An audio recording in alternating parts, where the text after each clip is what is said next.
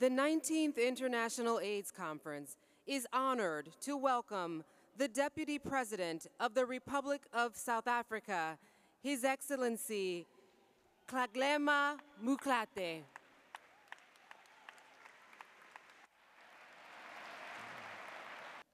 I wish to thank the organizers for inviting me to this 19th International AIDS Conference that aims to help all of us find better ways and means of responding to the HIV pandemic.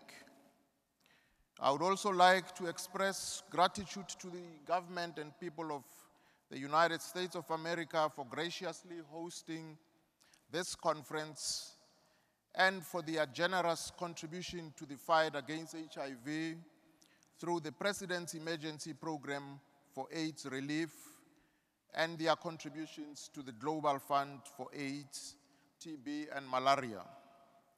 The magnitude of this gathering shows that HIV pandemic remains one of humanity's greatest challenges, requiring a common front and commitment from all of us, as demonstrated by thousands of delegates representing people living with HIV, health workers, scientists, philanthropists, volunteers, and many others.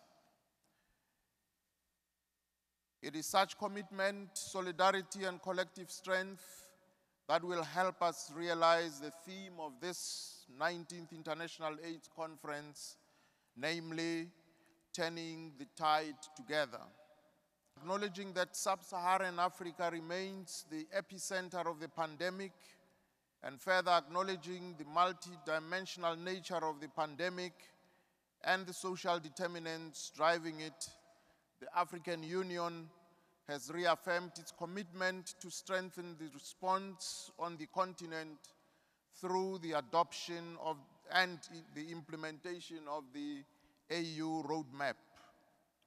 The roadmap will explore a set of practical African resourced solutions for enhancing shared responsibility and global solidarity for AIDS, TB, and malaria responses in Africa on a sustainable basis by 2015. It will focus on three strategic pillars, that is, diversified financing, access to medicines, and enhanced health governance. This landmark development demonstrates our commitment as Africans to scale up our collective efforts. Since South Africa is the country with the largest number of people living with HIV in the world and the largest country in the most affected region, the global fight against HIV and AIDS cannot be won without success in South Africa. In recent times, the efforts that we have made with support from development partners are starting to bear fruits, as evidenced by some of the successes we have seen over the last few years. Among such achievements are the following. We have 1.7 million people on treatment. 20 million people have been tested for HIV during a year-long testing campaign. The rate of mother-to-child transmission has dropped from 8% in 2008 to 3.5% in 2010 and to 2.7% in 2011. These achievements are integral to the overall success story of Africa as elaborated in the latest UN AIDS Global Report. Indeed, we have achieved successes and great strides in the fight against HIV and AIDS over the last 2 decades. Yet, these successes must neither distract us nor make us complacent. More importantly, this is not the time to reduce our contribution to the fight against HIV and AIDS. We are still faced with many challenges as we move from the emergency phase of our response to a phase of consolidation, scaling up and sustaining a multi-sectoral approach with a strengthened health system. This consolidation phase requires a new approach, a new paradigm underpinned by, among others, the principles of global solidarity, mutual accountability, and transparency.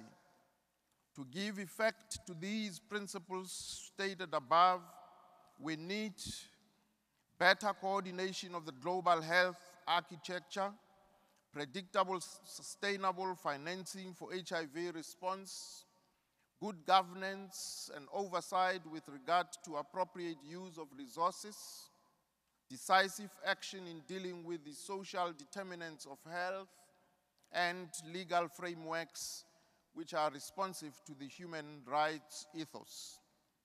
Ladies and gentlemen, science is making great strides in coming up with new innovation in treatment and prevention. The question is how countries can be assisted to rapidly integrate and implement new innovations into their programs in a sustainable manner. I trust that as we deliberate on the wide range of issues exposed by the HIV pandemic, we will be invigorated by the successes and the progress we have made to date, bearing in mind that we can neither slow down nor be complacent. The war is not yet over. We cannot declare victory yet. We are only just beginning to turn the tide. A comprehensive, robust, decisive, and sustainable response to HIV is like climbing a mountain. 20 years ago, we were at the foot of the mountain. Our collective efforts, resilience, and determination have brought us to within inches of the summit of the mountain. We dare not slide back. We take this opportunity to thank all the health providers at the coalface of this pandemic, hoping that they will be encouraged by the emerging successes. We count on civil society as strategic stakeholders to continue to keep governments accountable to the commitments they have made. We urge the development partners, including foundations and philanthropists, investors, to maintain their investments in our efforts to turn the tide. We look forward to concerted efforts by all partners to work with the African Union and its members to implement this roadmap to ensure a sustainable response to HIV, TB, and malaria. And lastly, we have journeyed together through years of ignorance, confusion, and despair, but also resolve, hope, and some spectacular results. A future of zero new infections, zero discrimination, zero AIDS-related deaths, and zero new infections due to vertical transmission is within tantalizing reach. Let us reach it together. And I thank you for your attention.